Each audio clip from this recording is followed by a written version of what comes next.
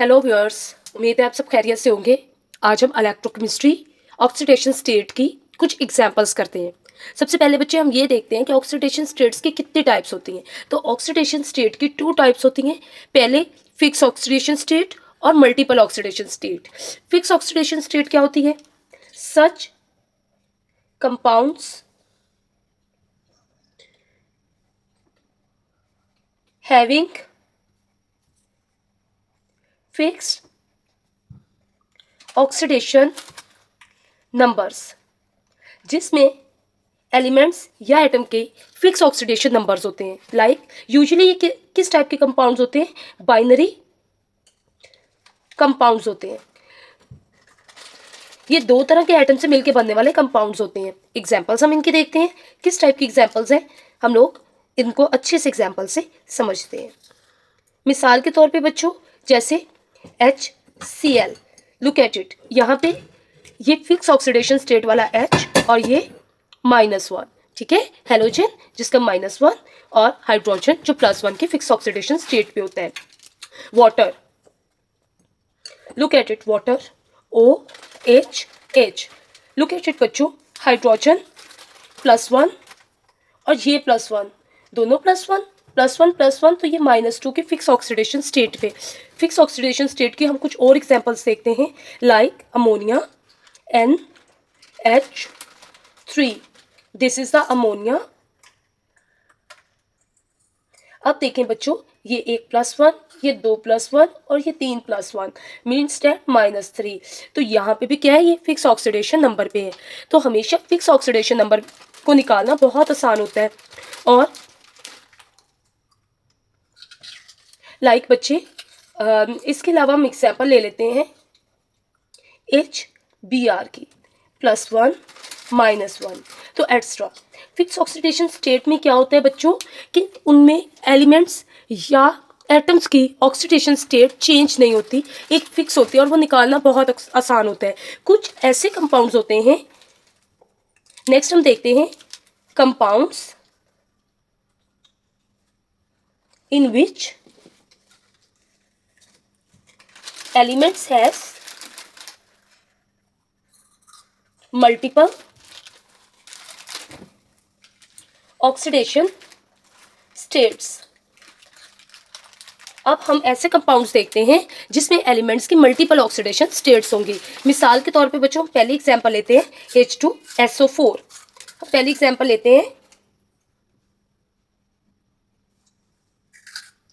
H2SO4, look at it. Hydrogen का fix oxidation number, oxygen का fix oxidation number, but sulphur का fix oxidation number नहीं होता। Sulphur has multiple oxidation number, और ऐसा क्यों होता है? Due to empty d orbitals. जहां पर भी एम्प्टी डी ऑर्बिटल्स होंगे वहां पर एक ऑक्सीडेशन नंबर नहीं होता, वहां पे मल्टीपल ऑक्सीडेशन नंबर होते हैं। जब ऐसी सिचुएशन आ जाए तब हम लोग मल्टीपल एलिमेंट या एटम का ऑक्सीडेशन स्टेट कैसे निकालते हैं। लेट अस सपोज ये देखें H2SO4, यहाँ पर H हमारे पास H2 है, 1 सल्फर है और 4 ऑक्सीजन है।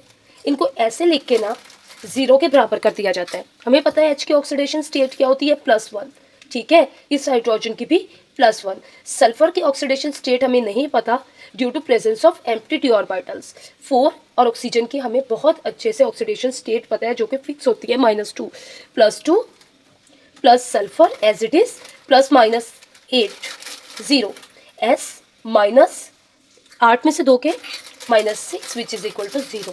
तो S is here at a 6 oxidation stage. तो बच्चा, अगर मैं H2SO4 में ऑक्सीडेशन स्टेज लिखूं तो कैसे लिखेंगे? +1 × 2 -2 × 4 एंड दिस इज द +6। तो यहाँ पर हमें अच्छे से सल्फर की ऑक्सीडेशन स्टेट की समझ आ गई। अब हम कुछ और कंपाउंड्स लेते हैं जहाँ पर एम्प्टी डी ऑर्बिटल होने की वजह से एक से ज़्यादा ऑक्सीडेशन स्टेट्स पाई जाती हैं। सेकंड एग्जांपल हम सल्फर के ही एक और लेते हैं जहाँ पे ऑक्सीडेशन नंबर चेंज होगा। ओके, सेकंड एग्जांपल हम लोग सल्फर की पहले लेते हैं। हम एग्जांपल लेंगे SO2 की, sulphur dioxide. Look at it बच्चों, सल्फर हमें नहीं पता ये किस ऑक्सीडेशन स्टेज में है, plus 2 oxygen which is equal to 0। S plus 2 into -2, हमें बहुत अच्छे से पता है कि ऑक्सीजन की ऑक्सीडेशन स्टेज कितनी होती है, -2 की। Sulphur -4 which is equal to 0। तो यहाँ पर देखो +4 की ऑक्सीडेशन स्टेज पे सल्फर है। देखो -2 into 2 and +4, look at it. यहाँ पर सल्फर +6 और यहाँ पे +4। ऐसा क्यों होता है बच्चों? क्योंकि ये सल्फर अपनी ऑक्सीडेशन स्टेट को वेरिएट करता रहता है। क्यों करता है? Presence of empty d orbitals. Okay बच्चों, अब हम नेक्स्ट कुछ और एग्जांपल्स लेते हैं।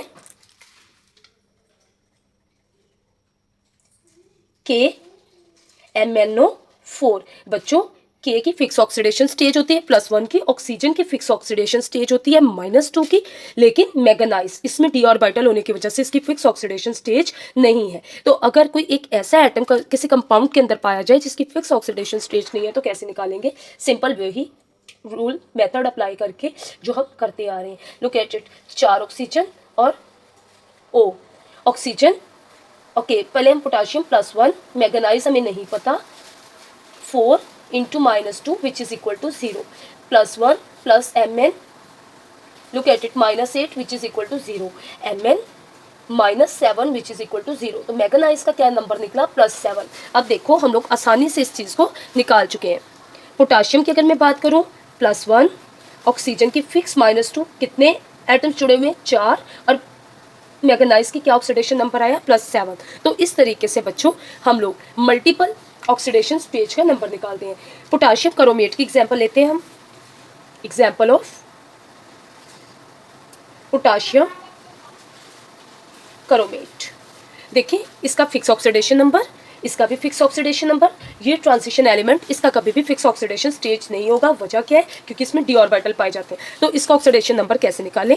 सिमिलर वे, 2 हमारे पास पोटाशियम, ठीक है, क्रोमियम हमें नहीं पता, और 3 हमारे पास oxygen which is equal to 0। Fix वाले का ऑक्सीडेशन नंबर लगा देते हैं। क्रोमियम का हमने निकालना है -2 which is equal to 0, 2 plus Cr -6 which is equal to 0, Cr -4 0, Cr is equal to 4। तो हियर गौर करें कि हमारे पास क्रोमियम किस ऑक्सीडेशन स्टेज पे है? +4 के ऑक्सीडेशन स्टेज पे। +1 into 2, -2 into 3 and +4। This is the oxidation stage. ऐसे बच्चों हम लोग आइंस का भी ऑक्सीडेशन नंबर निकाल सकते होते हैं।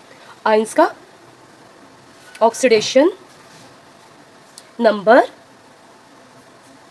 इन आइंस, बट आइंस भी कौन से? हैविंग मल्टीपल ऑक्सीडेशन स्टेज, जिसमें ऐसे एलिमेंट पाए जाते हो जिसमें मल्टीपल ऑक्सीडेशन स्टेज हो। लाइक देखें सल्फेट की हम लोग एग्जांपल लेते हैं। SO4 2 negative, SO4 2 negative. Look at it, यहाँ पे सल्फर का ऑक्सीडेशन नंबर फिक्स नहीं होता, हमें अच्छे से पता है डी ऑर्बिटल की वजह से, लेकिन ऑक्सीजन का ऑक्सीडेशन नंबर जो है हमें पता है अच्छे तरीके से क्या होता है, -2।